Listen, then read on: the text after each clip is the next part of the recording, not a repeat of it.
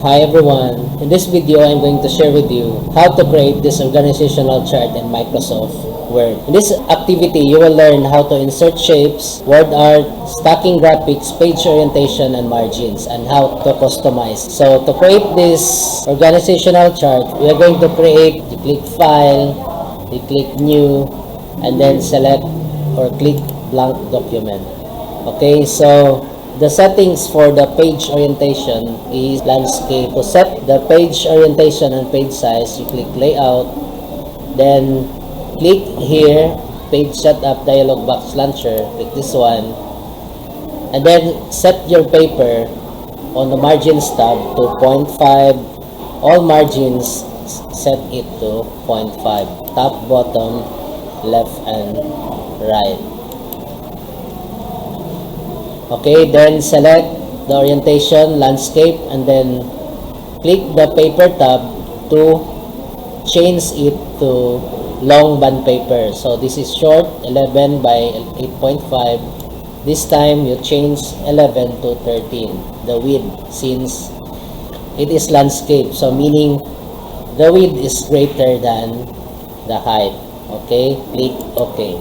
You have now the correct setup for page orientation and margins. For instance, or set the margins and the unit of measurement is centimeter, you can click here, File. If you want to change it to centimeter or inches, click File, click Options, click Advanced, then here at the bottom,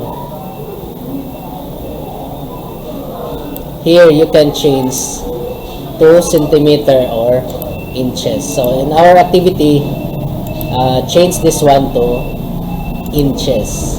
So make sure that you set the measurement in units into inches. Click OK. So this time you click home to view the tools and then click center. So for example, this is activity 5. Enter.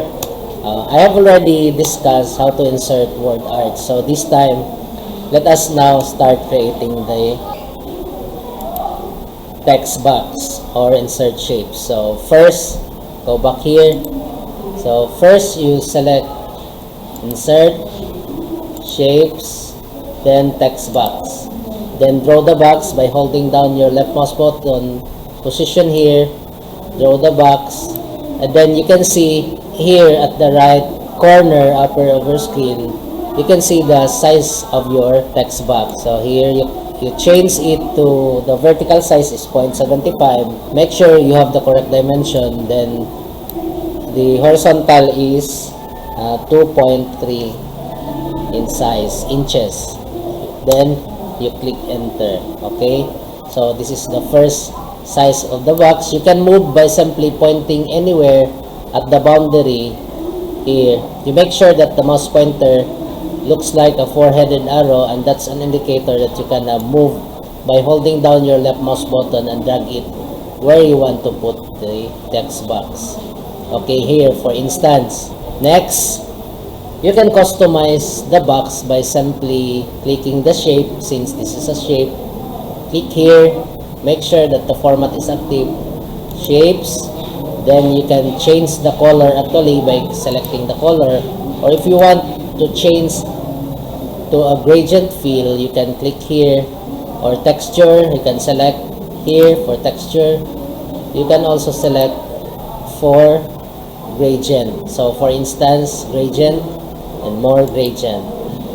Okay, for example, you're going to select a gradient fill, you can select here, and then you can choose colors here at the tabs.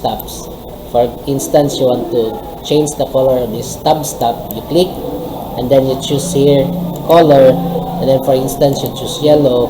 Then the second tabs tab, you click and then you want to select light green. Okay, so that's how to change. Select and then click, and then for example that one. For instance, you want to remove one of the tabs tab and you want only 3 colors, you select the tab and then you click this X to remove gradients tab. So you have only 3 colors. So that's how to customize color. Okay, so next you can now type text here inside the box by simply clicking and then type the text you want. Okay, then click home so that you can see this center to center your text within the box horizontally. So if you want to center vertically, you can maximize or zoom, click here at the first letter and then you can press enter. For instance, you want to center vertically. After you click enter, you click at the top and then you can hold down the shift, control and press less than. This is actually a shortcut key to decrease the font, but this is a trick on how to center the text vertically. Okay, so next you can zoom out. Next, you create another box. Select the box to click four-headed arrow, then you copy and then you click paste. Okay, so for instance, you move the box. The box here, the size, our dimension for the box here is only 1.3. So the point, your mouse pointer, double click on the box, four-headed arrow, and then you change the horizontal to 1.3 only. So same vertical size. Enter. Okay, so this time you type the name of the department. For example, press enter and then department, for instance. Okay, so if you notice that there is an ample distance between the mathematics and department, you can highlight and then you can select, you go to home and then click no spacing. Okay, then you can click center. Okay, center horizontally. To center vertically, do the same at the top. You click at the top and then you can control shift, hold down the control shift and then press the less than sign. For greater than, it will move down. Less than will move up. Okay, for instance, you have already centered, you can close this one. Okay, so you can zoom out. So next, you create a circle. So insert a circle here, click, then select an oval shape, click, then draw the oval shape here. So hold down your left mouse button, then drag. You can create an oval shape, but if you want to make a perfect circle, you hold down the shift on the keyboard, do not release, hold down the shift key, and then it will make a perfect circle for you. Okay, then release. Okay, this time check the size because we have a correct dimension for our activity. It's only 1 inch by 1 inch. And then you click enter or press enter. You have already a perfect circle. This time, you can customize the color of the circle by simply shapes, gradient fill. Okay, then more gradient, and then you can select the gradient color here. So if you want to remove one of the color, delete, or if you want to change one of the color, for instance you want to change the green, click, and then for instance you change it to orange. Okay, so for instance you are satisfied with the color, you can select this shape and then right click to add text so that you can type text inside the circle. So you can do this one in all types of shape that you insert. So to add text, left click on add text, and then for instance you can type, for example, teacher 1. Okay, so sample only. Then you can copy this one, click, then copy the circle, then paste. So we have 3 circles.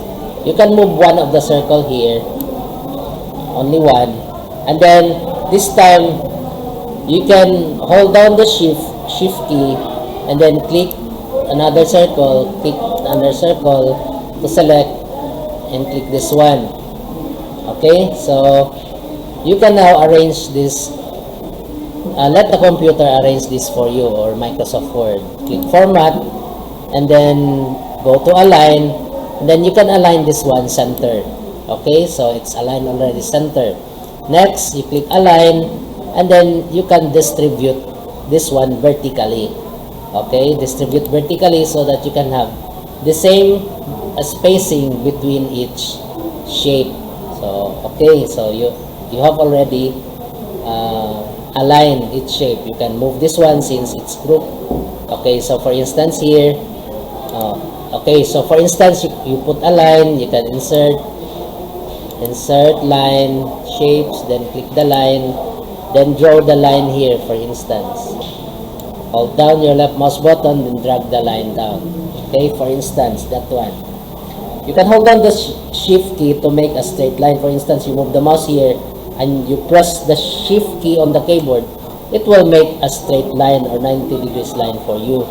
Release. Okay, so you can customize the line by simply clicking here, then that's shape outline, the color of the line. For instance, you change it to green, and then you want a thicker line, you can click here, shape outline, and then wait, you can change the thickness of the line. Okay, for example, you want 1 1/2 point, you click this one, and then you can center this one, this line. You can click here, you notice that the fill handle on the center, this dot and this dot, is the line doesn't align. So you can click the line for headed, and you can press the arrow right to move the line to the perfect center of each shape. Okay, so click here, click one shape to check if the line is on the center. Okay, it's already on the center, and the line is on the top of each shape. So if you want to move the line at the back of each shape, you click the line, and then you go to format, and then click this send backward button here, the arrow, and then send to back. Okay, so you have already send it to back the line. Okay, then select the line. So to group shapes and lines, you can select the line first, or in any order, any shapes. Hold down the shift key. What we are going to do now is to group all the shapes and lines so that we can copy and paste to maximize our time in creating organizational chart. Okay, then do not release the shift key, click another shape, click this shape, click. Okay, you notice that when you click each shape, it will actually display all the resizing handles. So that's an indicator that you have already selected all the shapes and line. Okay, this time you can move the mouse pointer anywhere. Make sure that the mouse pointer looks like a four-headed arrow. You right click, and then you click group, select group, and then click group. Okay, so this time this is already as one. So you can now click home to copy and paste this shape. Click, and then copy, and then paste to. So there are actually 8 departments. So we will copy this one 8 times or 7 times. Okay, 2, 3, 4, 5, 6, 7, 8. Okay, then move this one, move to the right. Okay, so for instance here, then select this one, and then shift click, move this one so that you can select.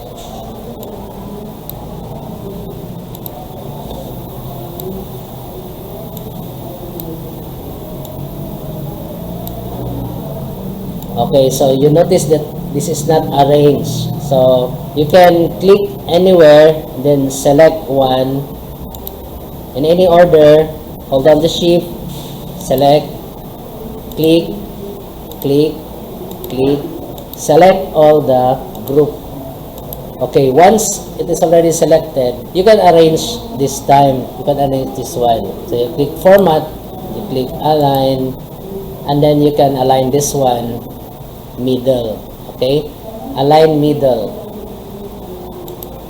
Okay, so it is already aligned middle. This time we can perfectly change the interval between an equal interval between each group shape. So you can click align, then distribute horizontally. Okay, so you have already distributed it horizontally. Okay, so this time you can click another line, insert shapes, and then make another line here, position, hold down your left mouse button. You can hold down the shift to make a perfect straight line, then release. Okay, this time change it to green color. For example, then the weight to 1 1/2. Okay, so another line, insert, shapes, then pick this line and then draw a line at the center here. Okay, you can press the arrow key to put to the center, then click green and then click weight to 1 1/2. Okay, so and you're done creating the organizational chart. Okay, so this time you can click the save to save your work, save as, and then since, for example, this one, save it to this folder, for example, and then you can put a final activity. Click save. Okay, so that's all how to insert shapes, wordArt, customize shapes and wordArt, stacking graphics, page orientation, and margins. Thank you so much for watching.